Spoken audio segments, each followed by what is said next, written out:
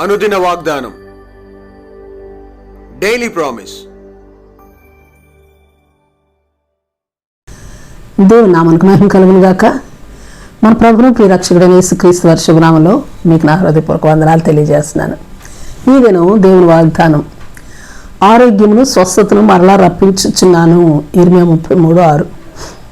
నేను దానికి ఆరోగ్యమును స్వస్థతను మరలా రప్పించుచున్నాను, వారిని స్వస్థపరచుచున్నాను, వారికి సత్య సమాధానములను సమృద్ధిగా బయలుపరచెదను.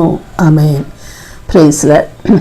ఇర్మియా 30:17లో ఎవరునూ నిన్ను లక్ష్య పెట్టకపోవచ్చు, అందరూ నిన్ను వెలివేయబడిన వారని వెలివేయబడిన దారవని నీకు పేరు పెట్టి ఉండవచ్చు, అయితే నేను నీకు ఆరోగ్యము కలుగు చేసేదను, నీ గాయములను మాన్పేదను అన్న ఈ మాటలు యెహోవా వాక్కులుగా చూస్తున్నాం. మలకి 4:2 నా నామమందు భయభక్తులు గలవారు మీకు నీతి సూర్యుడు ఉదయించును, అతని రెక్కలు ఆరోగ్యము కలుగు చేయును గనుక మీరు బయలుదేరి క్రొవ్విన దూడ గంతులు వేయినట్లు గంతులు వేయుదురు.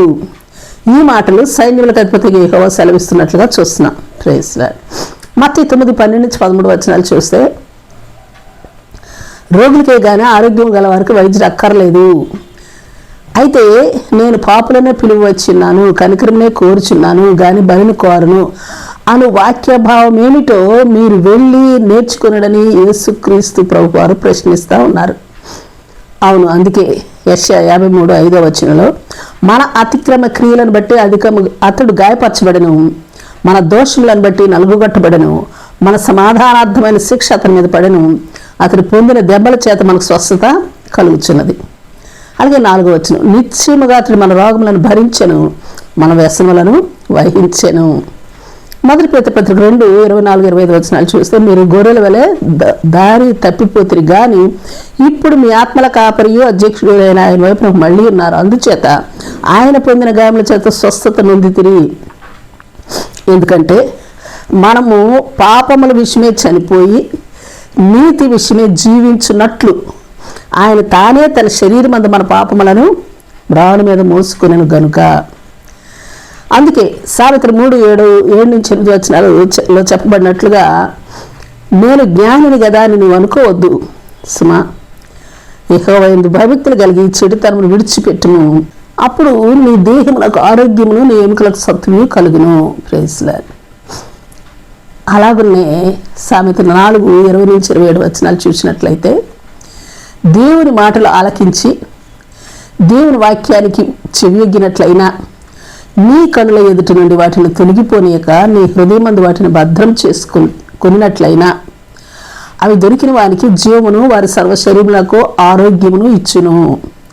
మరి ముఖ్యంగా నీ హృదయమును భద్రముగా కాపాడుకొనుము, మూర్ఖపు మాటలు నీ నోటికి రానియకము, పెదవుల నుండి కుటిలమైన మాటలు రానియకము, నీ కనులు ఇటు అటు చూడక సరిగాను నీ కనురెప్పలు నీ ముందర సుటిగాను చూడవలెను, నీవు కుడి తట్టైనను ఎడమ తట్టైనను తిరగకుము, నీ పాదమును కీడునకు దూరంగా తొలగించుకునుము.